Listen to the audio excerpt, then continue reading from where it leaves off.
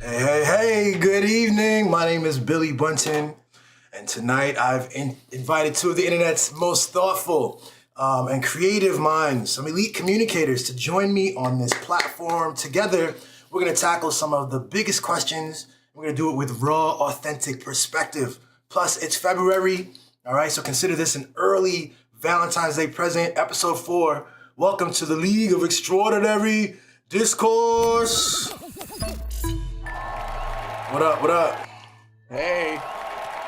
All right, we got on the left side of your screen. Hold on, let me turn that down a little bit. Left side of the screen, we've got David Thurston, and on the right side, we've got Andrew Ricketts. What's up, fellas? If you could show us your color totems for a minute, just put a couple of them out to the screen so we can see. And with your color totems, you guys are going to be voting on 2 claims today. The colors show us if you either agree with green, you disagree with red, or you're unsure about the claim with blue. I'm your host and participant, and I'll be giving you points for strong original arguments, quality discourse, and sometimes for no reason at all. I'm just, it just feels good. I want to give you points for what you're saying, man. If There's an arbitrary point system? you hate it, that's right. That's right. And everybody wins at the end, so it's all good. We'll see. And so let's jump right into this. We're going to learn more about you guys later, but let's jump right into it, and let's do it. 20 minutes on the clock. Oh, wow. Okay, we're here. 20 minutes are on. The claim, guys, the claim is the Matrix is a real thing. The Matrix is a real thing. So lock in your vote for me. All right, I think I'm going to go. We have a green. We have 2 greens. Okay, that's 2 yeses.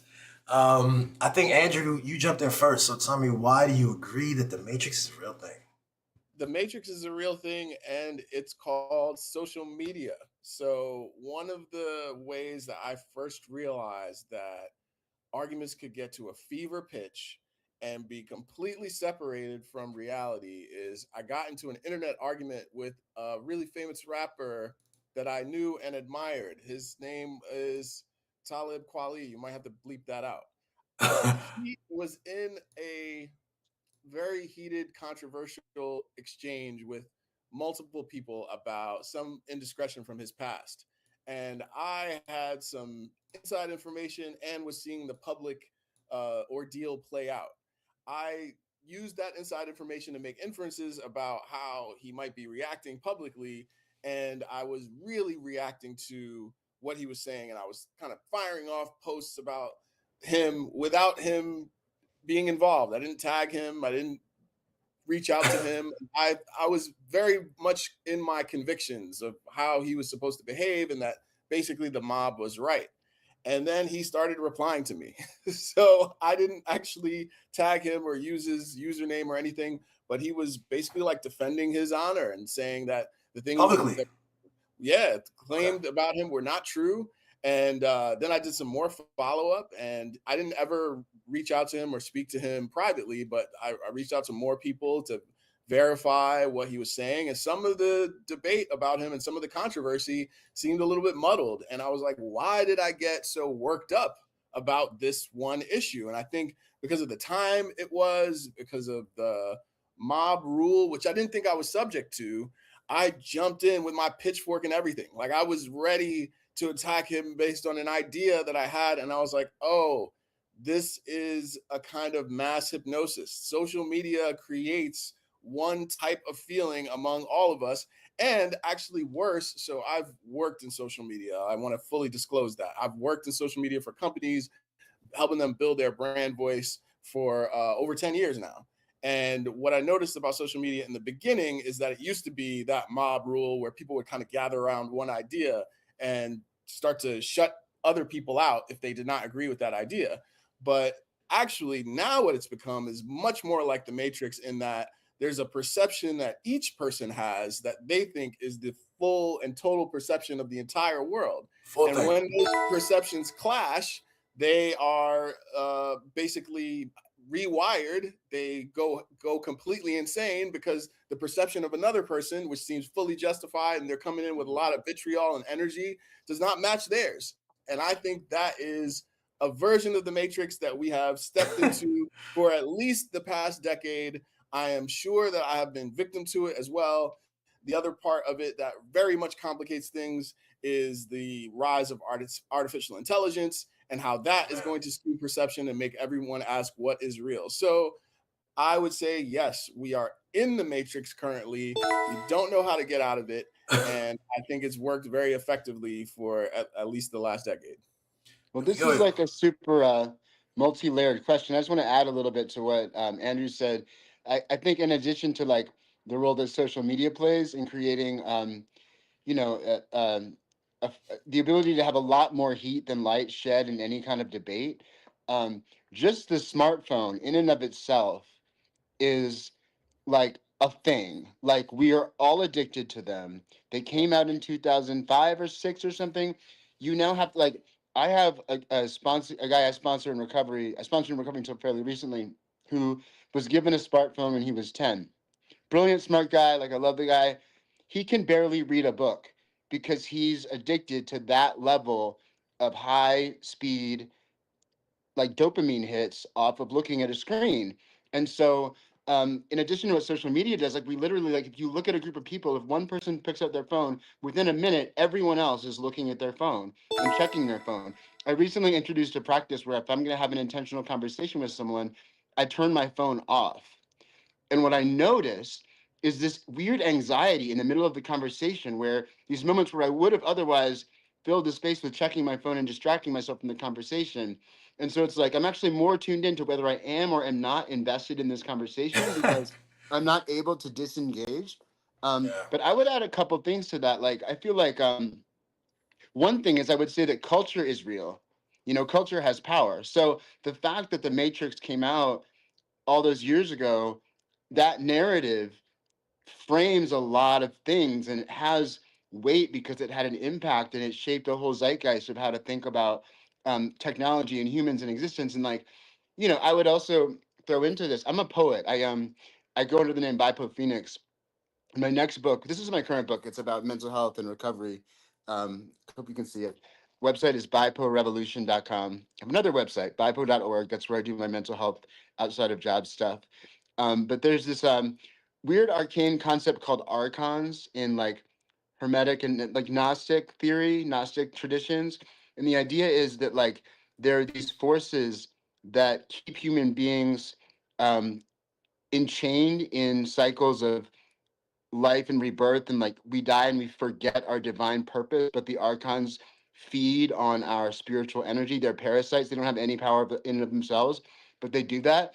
And like in my opinion, like our phones and social media, they're all, it's just like archon fucking feeding frenzy, right? Like we're like all getting we're getting we get drawn into these worlds of thinking and thought and being that disconnect us from other people, that disconnect us from changing society, that disconnect us from community. Um, and the other thing I would add is that there's another meaning of the word matrix, which I looked up a while ago, which is that it can be, there's a definition of a matrix as a nest in which something builds. And so in my work, sometimes I talk about building a matrix of liberation so that, like, you know, in addition to the toxic matrix that we all know and have seen in the stories, like what would a different kind of matrix look like? It's kind of a metaphor that I like to play with. I like that. I like that. Points, points. Everyone's getting points. Let me say, Drew, can you push yourself to your right just a little bit because your face is slightly cut off. Like There we this. go. All right, you're in the middle now. Great, perfect. Thank Great, you. great. Awesome. that's a Yeah. great point. I love that about archons. I would actually, in addition, use a much more facile example from a show called What We Do in the Shadows. So it's a show about vampires in the modern world, and it's a comedy. And the vampires are trying to live in 2025, let's say 2026. One of the vampires is an energy vampire. He is only the other Yeah. traditional vampires. They're classic. They're trying to suck blood and take people's life. But the energy vampire, the way they introduce him on the show is that he's online commenting on people and disagreeing with their posts, even if they're experts. So a physicist posts something about a specific theory that people are debating, and he's just like, well, actually, the whole way. And it's because, like you said, these archons, these devices, these platforms, and the technology specifically, I think that's what makes it the Matrix, is that there's a technology that mesmerizes us out of our human bodies. And the technology has become so ubiquitous, so convincing in how it's interwoven into our actual world. We believe that our careers, our lives, our families, all of our human connections are based on keeping these pieces of technology, when we know, in fact, that's not true. I'll And give it you a also, go ahead, go oh ahead. yeah, it also like creates this illusion that we can be like, you can literally have 3,500 friends, you Right, know. And like, if you right. only have 100 friends, you feel like shit because you're looking at other people with 500 friends. Like when I first got on Facebook, I was like, I got to get up to at least 500. Come on now, you know. Yeah, And then like, you think you have, if you think you have 100 friends, you have literally no friends because you're not actually focusing on deep relationships with a Right. subset of people you can actually be in deep relationship with. So that's another point I would add. But another thing I would, just to jump and add some color to my comment about Matrix of Liberation, like, and culture being real. Like the whole world is talking about the Super Bowl halftime show yeah, yesterday. Everybody is talking about it. And so, like, however much that was produced or how the energy was like aligned so that it was live and we all saw it together. I mean, like, I don't quite know. There's a lot of technology involved in that, but like, there's this framing there that went from like slavery in Puerto Rico when the Spanish were there to like U.S. colonialism and liberation to this incredibly diverse array of presentations of Latino identity, which was really powerful. Like, it was like there were like these beautiful dancers, and there were also these like gay dudes, and there were these like hood guys, and it was just like every kind of Latino person was on stage. And then he ends the show going hard with the American flag, yes, but then every flag from Latin America coming out, and he's like Cuba, Venezuela, like all of the most persecuted and denigrated nations, he like calls them out. To have that be on a national stage and like 135 million people watched it, more than any Super Bowl ever, Yeah. and only 6 million people watched the Counterpoint Turning Point USA like protest of Bad Bunny. Right. Like they were like the right was that uninspired that they didn't even show up to their own counter protest. It's And goofy. I feel like that last night, like that was a matrix of liberation. Like that was a nest, a web in which something new is being born. And like how we define it, what we make of it is really up to us. Yeah. Thanks for bringing up the Super Bowl and the halftime thing. Let me jump in and say this, like, because you brought up different versions of ways of thinking about the Matrix, and you talk about the technology and even the archons and stuff. But what I saw when I'm thinking about the turning point, the Toilet Paper USA, the pro pedo at halftime least show. toilet paper is useful. Exactly, right? That's the You're one difference, denigrating toilet paper. bruh.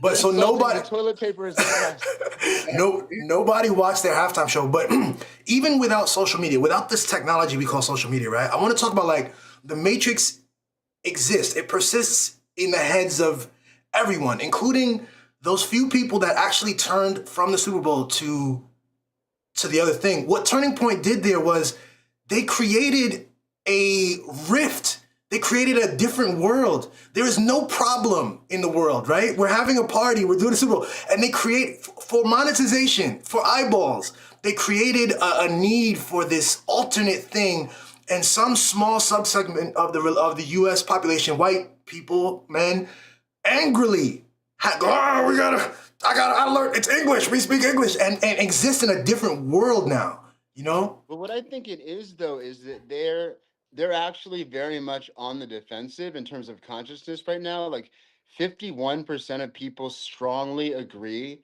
that ICE has gone way too far. Strongly agree. It's massive. And so Feels in low that in my view, context, but how could they let how could they let us have a party without them trying to throw some shit on the party? You they know, have like to. that's like it was a politically motivated thing. I think more than being like just to raise money. Like I think they were just they are and the Matrix has a lot to do with addiction. Okay, like addiction to the fantasy that the fantasies that kept us thinking we were alive when we weren't, and they're sucking our energy. Addiction, like am I willing to leave? Red pill, blue pill, all of that. Like they are addicted to the idea that they represent the majority. Yeah. Their delusion is that they represent the majority. And so how could they possibly let a day go by when Latinx artists are going to take control of like the biggest stage in culture? And also it's a monetization opportunity, right? So That's I think yeah. one of the better premises of the Matrix is the threat of consciousness. Like if they wake up, this whole operation, if they wake up, we are all screwed, right? And I think when you use the term woke, for instance, or when we talk about red pill and blue pill and making decisions that make you independent, but also that makes you contrarian. Like they make you contrary to what the mass belief is. And that framing is from the Matrix, but it also is how people opportunize these moments like the Super Bowl. Like they know that most people are dormant in some way. They know most people are not going to engage in active thinking because they're already mesmerized. They're already swiping and making their eyes roll in the back of their head with the slot machine effect because they're constantly addicted to this cycle. And the only way that you can mobilize those people is not by waking them up, because those people won't be woken up. They literally are refusing to be woke, right? Yeah. So they won't be woken up, but you can stir them to anger, as David mentioned. You Yes. can stir them to rage and to upset, because that's the most available emotion to you when you are in your lowest, basest form of human existence. You don't Well, I want think a to big, create I think ideas. there's, I think we can't really say too much about the scale of the mental health crisis in this country, because I think like a big part of Trump's social base is white working class and poor people who have been convinced that undocumented immigrants are at the root of their problems. They have Yes. their lives suck. They're overdosing at epic rates. They are committing suicide at historic rates. All is not well with these people, but they have been convinced that this vision of make America great again will somehow transform their lives. And so, um, like you were saying, like it's a religion, you Yeah. know, it's It's a a cult. faith. It's right. It's a cult, whatever. And Yeah. speaking of cult, I don't know if we're watching the Epstein documents unfold, but you know, like we got some scary ass people running our world. Um, apparently they don't Absolutely. just like apparently they don't just like rape 12-year-olds. They eat babies on the side. I don't know if you've seen this, but Yeah, there's a bunch of shit in there, man. It's fucking insane, yo. It's Yeah. insane. And they're trying to close it, by the way. and It's it all makes me over. and it makes you think with if that's really the elite, and it's scary because it's a spectrum from right to left of elite Yeah. people who are all doing this crazy fucking shit. Yeah. All right, so what is their matrix of control over the rest of us? What is that? How That's do we it. map that out and how do we undermine it? And like, how do I avoid being killed for saying this on, you know, the internet? Well, Public the more of platform. us that save us, the more of us that speak truth, I think we provide safety for each other. We engage in truth. This is the thing. So there's a matrix, and then there's something called truth, I guess. But to me, it's a vague, it's a amalgamation of all of our perspectives, our true, genuine perspectives. And this is what I mean, though, right? When you say the control that they have, it's through the entertainment stuff, like keeping us satisfied with entertainment, but also, as I said, to me, it's the monetization. They invented a problem. Like, we could all been chilling, bro. The country could have watched a football game together and learned maybe a language together, whatever. And instead, they created an entire alternate world where there's a problem. And this is not the first time. This is what Turning Point does. This is what, like, other things like Daily Wire and some of the, like, Fox News, this is what they do 24/7. When you talk about addiction, the addiction is in building this fear of anger. And so I want to ask quickly before, because we only have 2 minutes left, I want to ask if guys can tie in identity to this thing, how matrix and identity ties in, and is there such a thing as a world without matrix? Are we talking about matrices? Do we all exist in separate, different matrices? And is there such a thing as escaping this arrangement? Or is it just what is? A couple All things right, in so there. who wants to start? You want to start at that identity piece? I'm thinking. My brain is churning. I mean, I feel Yeah, like I'll try. Like, I think that I think the identity piece is still a tool of the elite to control us. Although I do take pride in my identity, and you'll read in my writing on Big Black Commentary. I mean, I wouldn't have named it that unless I really believed in the power of identity and culture and heritage. But I think because it's being used as a more divisive tool, as a sledgehammer rather than an axe, we are under the oppression of identity more than we can use it as a tool to unite us. And that is part of the issue that you brought up about escaping the matrix. How do you escape it if one of the ways that you identify is by being in it? Like, one of the ways I identify myself is, hey, I'm part of an oppressed group. And that is true. It's just blanket true statement. But internally identifying myself like that goes against almost everything that I principally believe I should be doing in the future and beyond. So Bob Marley said, emancipate yourselves from mental slavery. One of his most amazing lines, probably pre-Matrix. That's a precursor to Matrix thinking. And how do I emancipate myself if one of the ways that I present in the world is through my identity? And that's one of the major paradoxes we're going to have to face in this next era, where we have to define ourselves in humanity, but against technology, perhaps. We're going to have to define ourselves in our gender identity or in our emotional capacity against some of the other ways that we're being presented to, right? Like, there are no options that seem safe for me to identify myself. And that's because identity is still this cudgel that we're using to divide people, instead of a way like Bad Bunny used it to make people proud and loving and together. So I'll throw out a hot take on this. Maybe it's not that hot, but we'll try. I do like kind of community conversations and like racial justice work, systemic inequality work at a big festival called Interfusion. That's a cultural dance festival in Crystal City. And I've been doing like different pieces of it. And we do like a BIPOC affinity group, and then we do a fishbowl where white people are invited to sit outside and like ask questions and hear. And I always say, our goal is not to leave you with a bunch of guilt and shame and self-flagellation, but some practical ways that you can be involved in building relationships and doing meaningful anti-racist work in society. And so it's like, I like to say, we're inviting you to step out of whiteness and into humanity, because it takes a whole lot of effort to maintain whiteness. I mean, you literally like can't ever have sex with someone who's not of direct European descent, or people get less white. Like, it's that basic.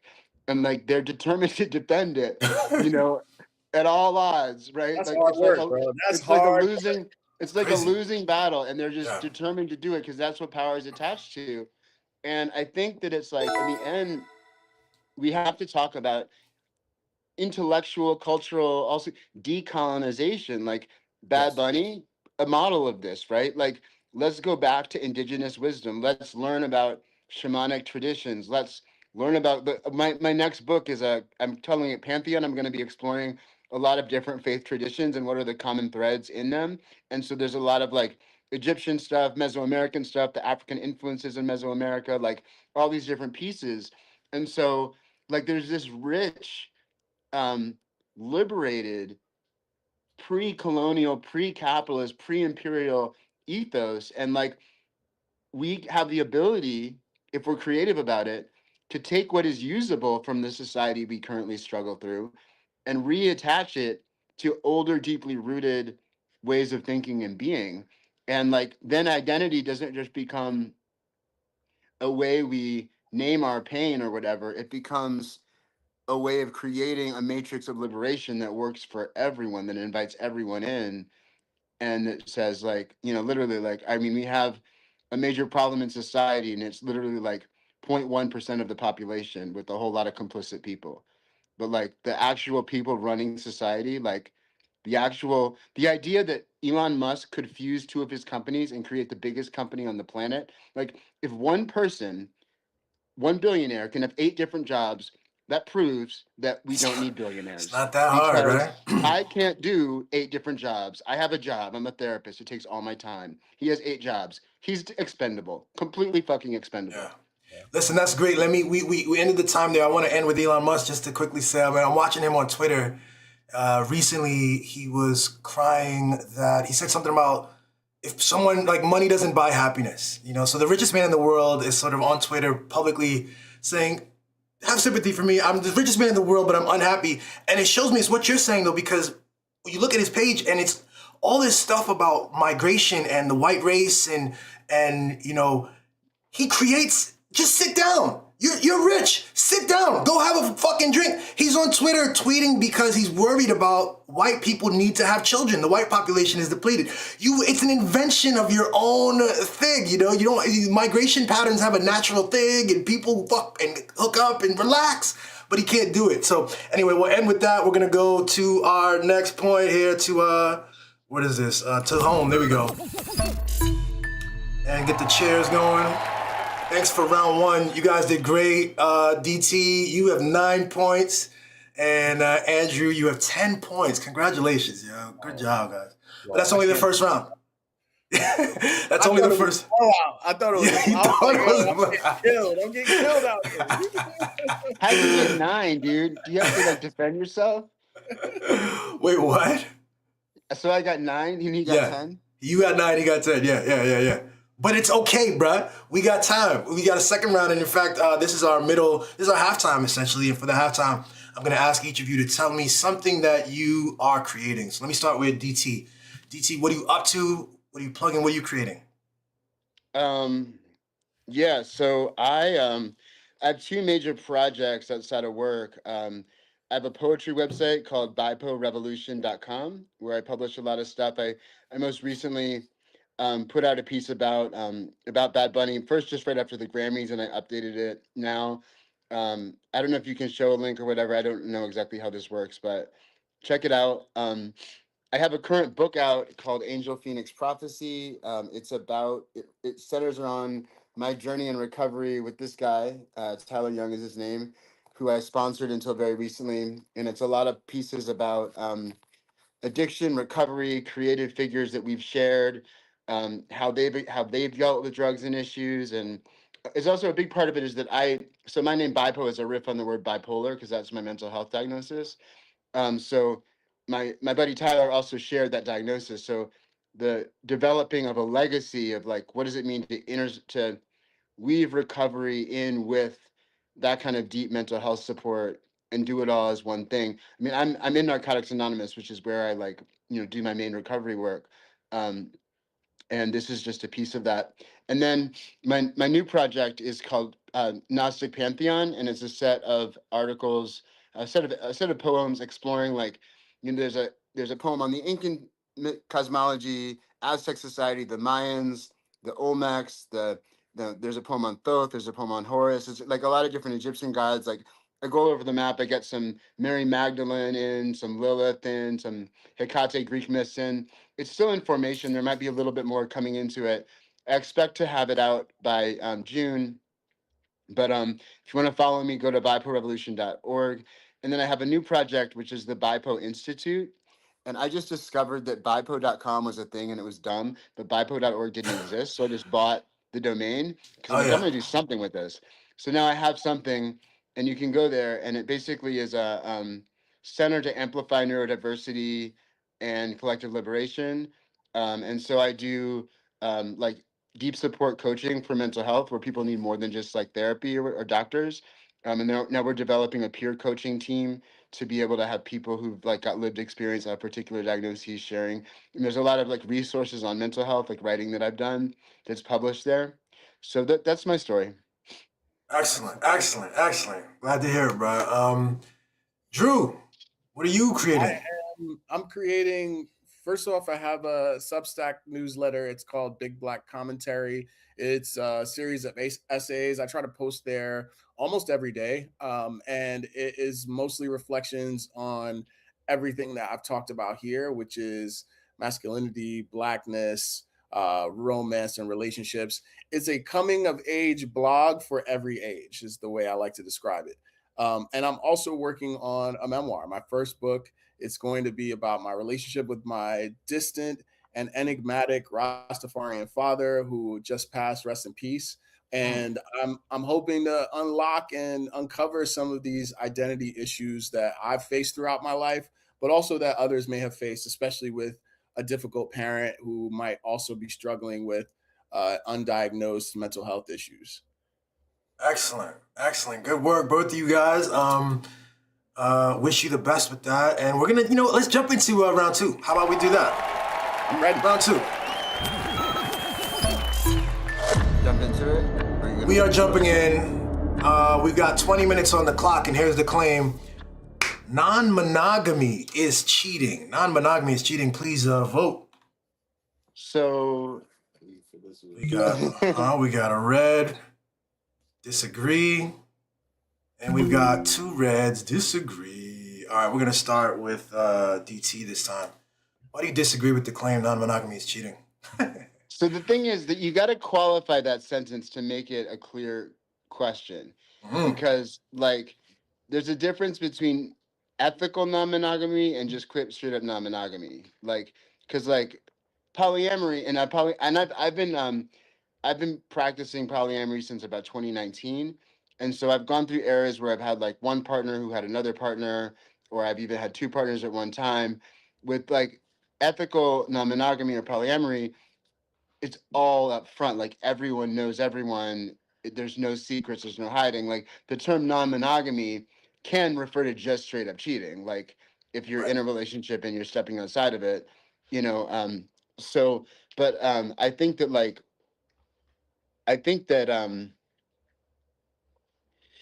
it's challenging because I love it, but also it's a lot of work, to maintain a relationship with one person and having a meaningful relationship with the other partners that person has, such that like challenging issues are navigated. Yeah. And I've had it go really well. I've had it go badly.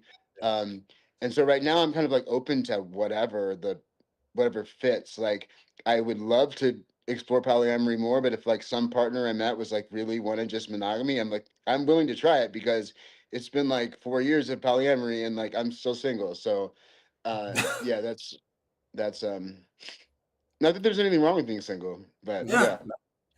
I mean, I said no, and one of the reasons I said no is because cheating can happen within any relationship structure. So none of them is inherently honest or dishonest. It's really dependent on the people within them. And there are non-monogamous and polyamorous people who cheat, because every relationship structure is an agreement, right? Consensual agreement that you contract yourself to. And there are people who are in don't ask, don't tell polyamorous relationships. There are people who are in non-monogamous swinging relationships where there's only one kind of non-monogamy and it's sexual. And then there are people who are polyamorous and they are kitchen table or lap sitting or whatever forms that involve great integration and have a polycule and all these other terms.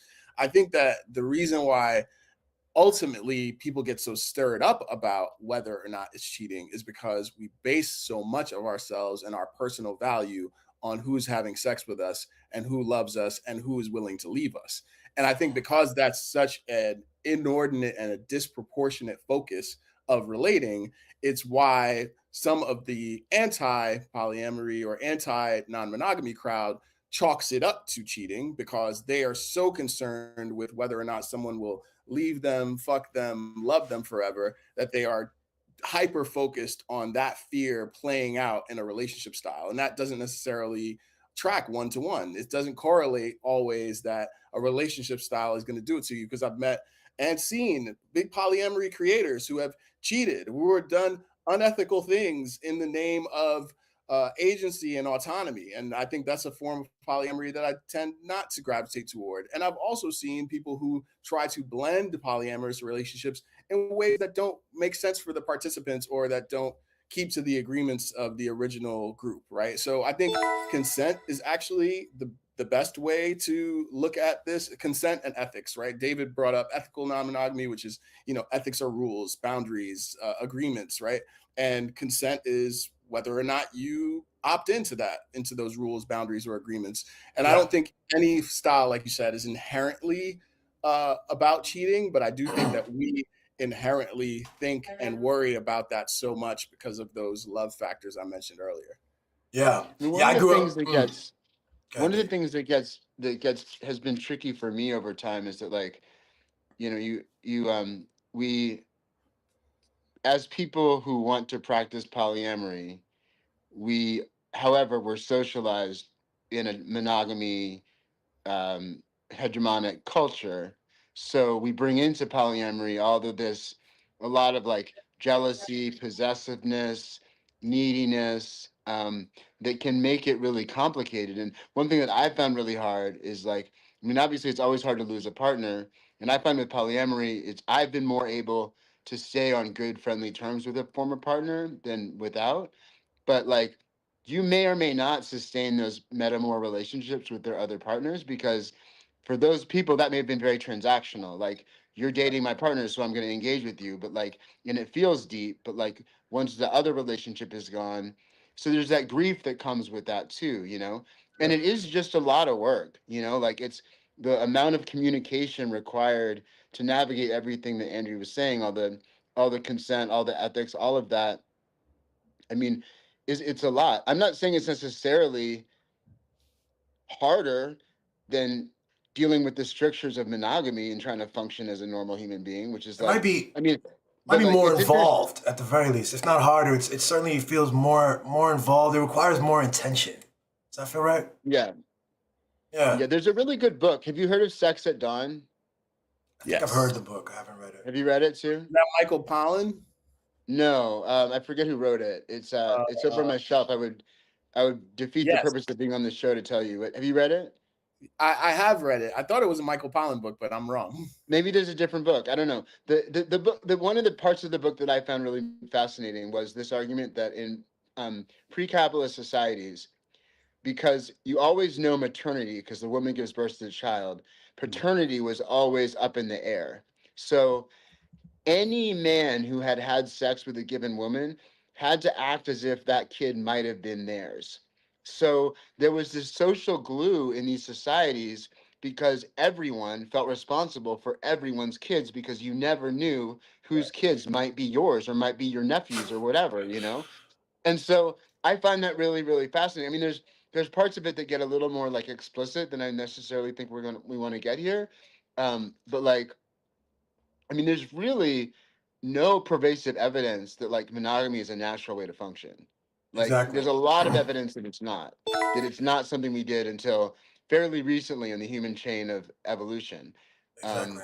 But like, you know, it does provide a certain sense of security for people who want to feel like they know where their emotional needs are getting met.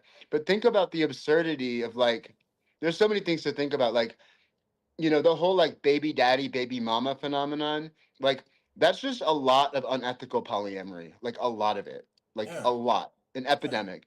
And then like you think about how many people get into a romantic relationship, 2 years later they break up, and they like wonder where all their friends went. They don't know where their Yeah. friends went because they devoted all their energy to this one To this one relationship, person. Yeah.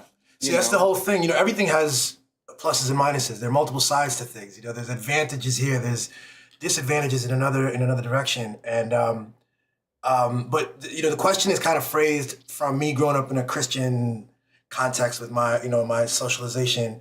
It's one of my aunts and one of my friends even would say that non-monogamy is cheating, and it's binary thinking. So I want to, if someone could just talk about the binary thinking of like the or rather than the yes and, like David was saying, like we can sometimes be in a non-monogamous period, and then we can decide monogamy later, but without the judgment. And then also just this, what you're saying, like there's a control element where we don't trust ourselves. We don't allow ourselves to be creative.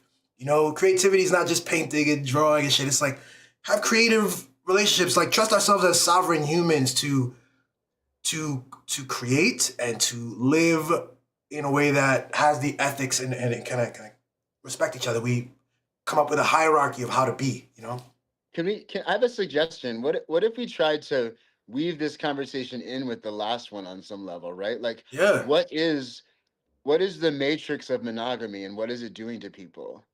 And like, what would it mean to kind of like break out of that, right? Like, I mean, not to say that monogamy doesn't work for plenty of people for plenty amounts of time, but like I do really find that, when you want to do non-monogamy, ethical non-monogamy well, it really helps to have community, that you're Yes. working that out in, to have other people you can run stuff by, like, well, what worked for you, like what, because it's like, and I there's a space I'm part of, it's called the Center for New Culture.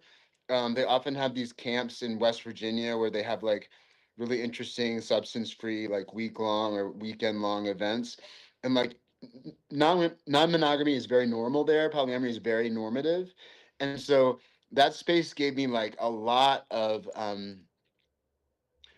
room to learn from other people and like to figure out all kinds of things. Like I'll tell you one thing that was really challenging. Like I connected with someone who became a partner at that camp, and it was a situation in which their other partner, who was their current partner then, was not really comfortable with how that happened right away, and we had to kind of like navigate the harm that was potentially caused because like I had a position of authority in that camp, and so like it wasn't like they didn't want to hook up, but like, you know, it was a little bit of a messy situation.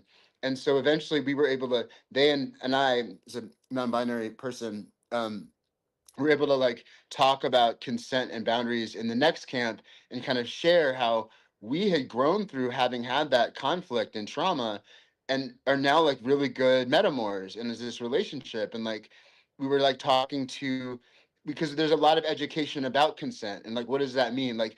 consent is so much more than like, do you want to fuck or not, you know? It's like, well, what feels good, what how do you say when something isn't working, like what are Yes. the power dynamics, there's so much going on. What does it mean if someone is on a substance? What does it mean to recognize that just arousal is an altered state and people may do things they might not otherwise want to do? And so what are the ethics of navigating that with people? Yeah. Yeah. Let's talk about jealousy. Even when you talk about the how the Matrix is formed, I watched my parents and I watched on television a normalized sort of performance of jealousy, like really hardcore jealousy. Like the girlfriend's not supposed to look a certain way or watch a certain. So this, when you see that, not just matrices are created through groups of people who agree on a set of what values and a set of like definitions. So Yeah, I talk about mean, jealousy. jealousy, I think one of the things that I've learned and tried, or maybe had to admit to myself about becoming polyamorous or trying anything that was outside of that matrix of monogamy we spoke about, like any of the dominant cultural ideas, is that I would still be subject to the same feelings that I was conditioned on. And that all of the people within those constructs, even with all the training and all the books we've read, would still be subject to visceral human emotions. And jealousy is one that I've become familiar with, in that I'm now able to accept it. I'm able to accept when I'm jealous. I'm able to accept when I might be angry. I'm able to accept when I might feel disappointed or frustrated or confused or upset. And I think before polyamory, I didn't have much of an acceptance. And so jealousy would take over my whole existence. It would You take over can't all the ways that I acted toward partners because I was only acting through that jealous monster. you can't deal with the challenging emotion if you can't accept it. Right. You know, like if you can accept it, you can do the dialectical thing where it's like you know, I both feel the jealousy, I give myself permission to feel the jealousy, but I want to move beyond it. And all those opposite things are all true at the same time, you know? Yeah.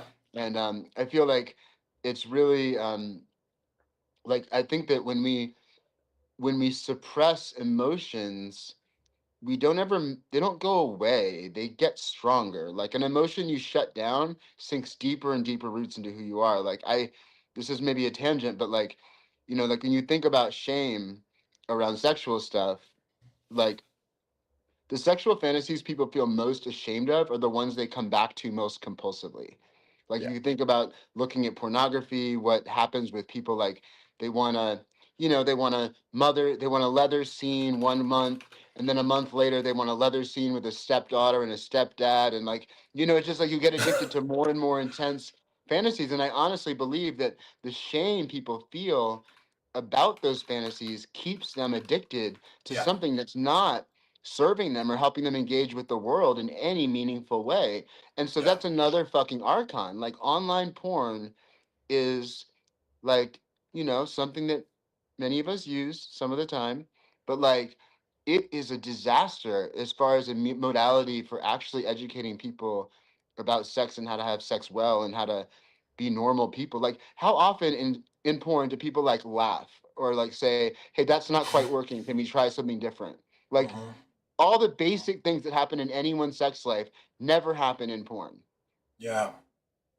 Yeah, Our yeah. time. This really the level of communication with non-monogamy as someone who's practiced for probably most of his adult life really like I grew up and I remember in my teens like seeing the monogamy people complaining about all of these things, like constantly complaining. Oh, she cheated, and cheating means she hugged somebody. My girlfriend hugged this nigga. Blah, blah, blah. It's like, dude, that's weird. Like, what is this about? You know what I mean? And What is uh, it? What is it that like giving your number to someone is cheating? Like, I feel like it's some what weird. level of possessiveness is involved in Exactly. like I'm dating you, thus you can't give your number to anyone else? Like that is so threatening. Yeah, I and mean, it's You and know, call back to David's point about decolonization, right? Like it very much serves one power class of people who also are non-monogamous, by the way. They're that's like it. completely right? non-monogamous. Yes, It exactly. serves Yeah, that they're power they're class they're of married to trophy wives and fucking 12-year-old right. girls. So Right, we've learned exactly. this And recently. so it serves that power structure for people to believe that it serves them to believe that our limited relationship options are very isolated. They're in these silos with two people who are at odds because they don't accept each other's desires and they don't accept that the other person might want to do other things, have other hobbies, have other friends, have other lovers. And because so much of the communal part that David was mentioning earlier helps the masses, that exact point is why They cut it churches and off. institutions were really quick to say, hey, let's codify that you have to be with one person. Because if everyone was more communal, like it was before the institutions of religion took over, it would be very challenging to those institutions. They would be scrutinized at levels they had never been scrutinized, and their money would flow even distribute evenly distributed instead of being in one direction toward the source of power. So I think when I've had the biggest kind of catharsis about non-monogamy and polyamory when a partner had a child. Like that was the biggest revelation and the best moment for me to understand how I could support in community as not a bio dad of that child, but as one of the figures who could raise that child. Now, imagine if we had a world where my neighbor downstairs in my expensive apartment building was a childbearing person and I was helping them to pay the rent, to make sure they had food for that child. If that world existed, you would not have an Amazon. Like you would not need these single source powers to Right. deliver you everything in your little chamber in your room where you think that Right. individually you need to have it. We'd Well, be sharing more of it.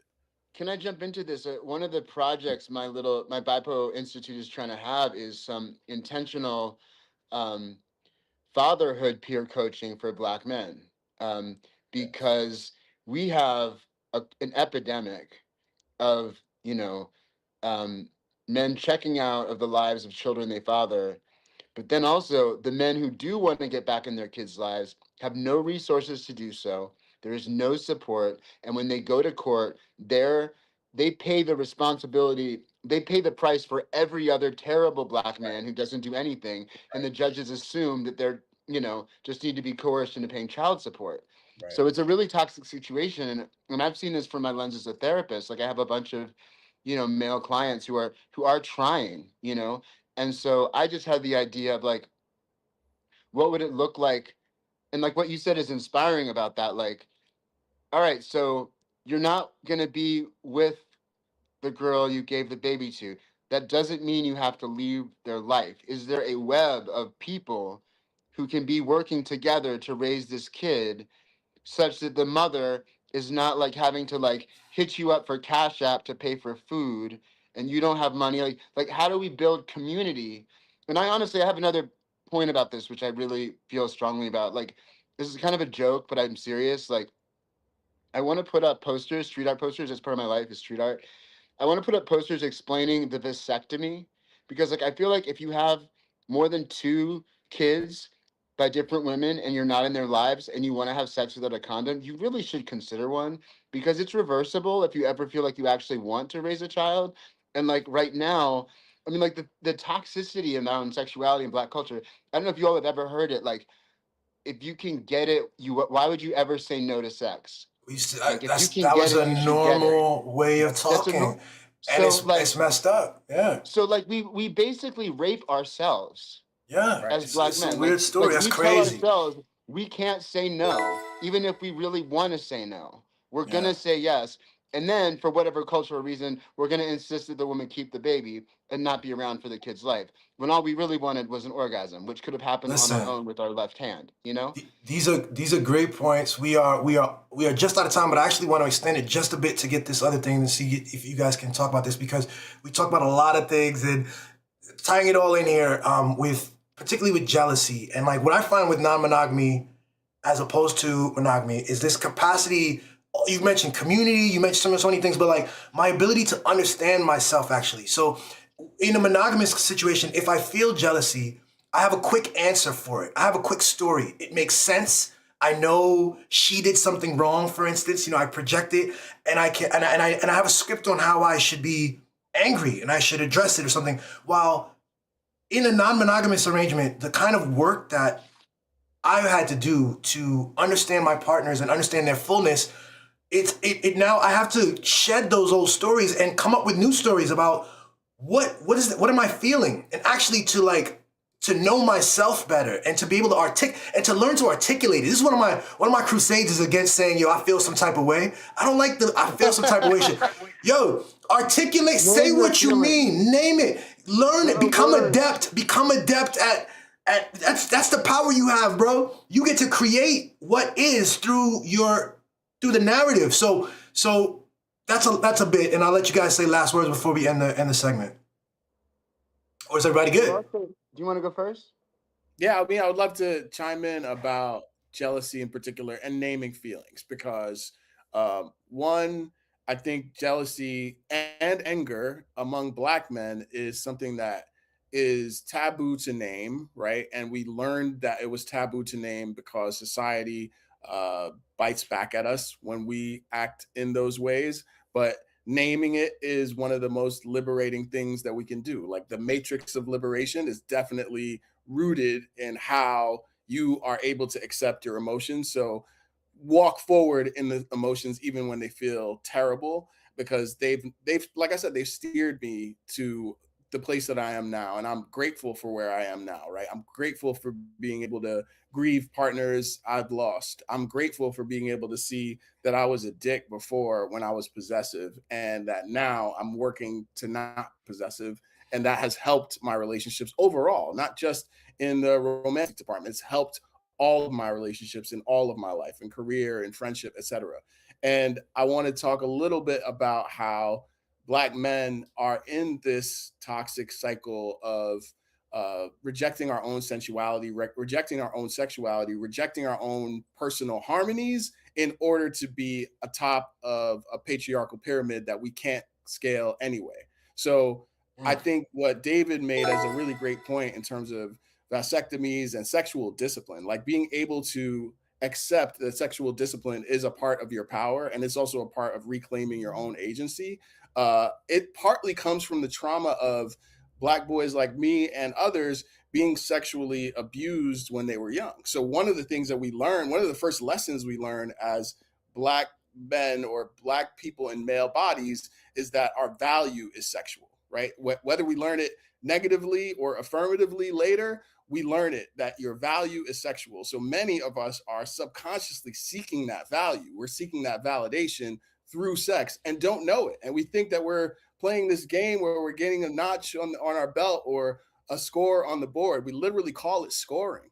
And it's not because we're scoring, it's because we want to feel like we exist. We want to feel like we are valid and that people recognize us and that we are worth existing, obviously. But I just wanted to chime in on that point about being able to choose yourself without sex, being able to choose yourself by saying no. It's something I still struggle with, even though I know it intellectually and rationally. I still struggle saying no to partners. I still struggle with my fatigue, with my performance, with not wanting to do it because I think of myself as less of a man. And I want to scrub that from my mind, but also suggest everyone step on that path to scrubbing that from their minds. Excellent. DT, if I you don't have know. I'm anything, not 30 sure. seconds, 30 seconds, DT, Hummel. I'm not sure what to add to that. That was great. I just want to say this, that I think that um, this kind of work, these kind of conversations and doing meaningful work in with a black men reaching out to other black men and building these relationships and forging these conversations is like not any less radical as a thing to do in society, transformative, than like confronting ICE agents, protesting wars. Like we actually have to build community and build the infrastructure socially that can allow us to sustain ourselves over these times. And so, whatever we can do to build these relationships is not to be denigrated and should be elevated as one of the most prime. Like, I mean, if you are an anti-capitalist, you need to build relationships. That's what Yes. you need to do. That's the antidote to capitalism is relationships. Yes. Excellent, excellent, excellent. Let's go to the end of this. That's the end of the second round. Andrew, you now go to the left a little bit. To your left. Boom. All right, here we go. Got your eye cut off. We're good. That's great, guys. Wow. We got 24 points even. Holy shit. After 2 rounds, you're both at 24 points. Congrats to you. Yeah. That's perfect. Let's end it there. Well, no, we have a don't need to third round. compete. We have a third round. We have a third Does there round. have to be an alpha male here? We'll let Billy be the alpha male. That's right. I'm the alpha male, guys. No, the third round is actually pointless. But what? There's a point to it, but there's no points awarded for it, and it's where it's our steal round. So let's get into it. One of the things that makes this show different from so many other shows is that we end with a steel man operation. So I'd ask each of you to remember something that someone else, bring up something someone else, the other person brought up, and articulate it in such a way that they would hold up their green totem, that they would say this was good. This was well said.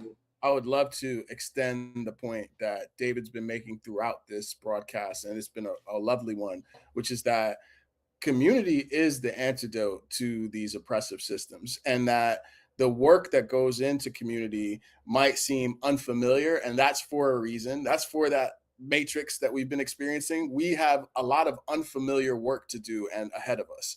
And that work is going to be so worthwhile, and it is so powerful that those forces that we're talking about have distracted us from that work. It constantly distracts us from that work, even as it gets more strong and interconnected. We've seen now that there are cabals of powerful men and women who would seek to destroy us, who would seek to disintegrate us. And because what David said, that community is an antidote to those things, we're going to be as obfuscated and as hoodwinked as we've ever been, with every single tool to control communication around community and localizing and making real your work in your life. So I want to just echo that this is the time for community, and it's not going to mean that we're all superstars. It's not going to mean that we're all the center of attention. It's going to mean something much different than the power we've seen manifest in our lives at first. And I think we have that ahead of us to look forward to. I can't believe you just ended there, because that's what I was thinking was I mean, I was first going to talk about your social media point with the Matrix, which got us off to a really great start, and that became a theme that wove through the whole show. But I just thought that what you said about being vulnerable in relationships and realizing when you were feeling that jealousy and like when you were having struggles and like that, I think it's just really important to know that there are no like this work is not about there being some perfect teacher who maps out the way for us. It's like we're all in this together, and we're all dealing with the same mess of emotions together, and we all have to own our feelings and learn from them. Like every feeling is a superpower. Like even the feelings we don't want to have, if we lean into them and feel them, we can grow through them. And so I think that in this show, like, I mean, we just met today. Like, I feel like you've just demonstrated a level of intelligence, eloquence, and emotional vulnerability that is just exemplary. And so, yeah, it's just been a pleasure. Oh Absolutely. yeah. Same to you. Oh Same yeah. to you. Absolutely. Same to you. This is why we do it, folks. This is why we do it. Extraordinary. This is why you lift them weights and you come to the League of Extraordinary Discourse. Yo, I appreciate both of y'all for doing this. This was great. It was a great show. Follow them. You guys see their social stuff on the screen right now. And we're going to wrap it up. Yo, peace. This has been the League of Extraordinary Discourse. We'll see you next time. All right. Take care, everybody. All right. Okay. I got to come back to this. Yo, that was it. We did a great job. I actually feel really good about that. That was solid. Really interesting insights about the Matrix and about, sociology and control, and how those controls operate in so many facets of our lives, including even in our most personal spaces, like our relationships. We like to consider ourselves free and sovereign people. Well, we are that, and yet we are also subject to a lot of pressures and external forces that tell us how to be. And I do think that we are creative enough to explore deeper, more profound, more in tune, more in line, more personally valuable, empowering, more personally empowering ways of being that bring us towards joy. You know what I'm saying? And so grateful for the two guests today. We're gonna get some cheers for that, and we're gonna wrap it up with that. This has been the League of Extraordinary Discourse. See you next time.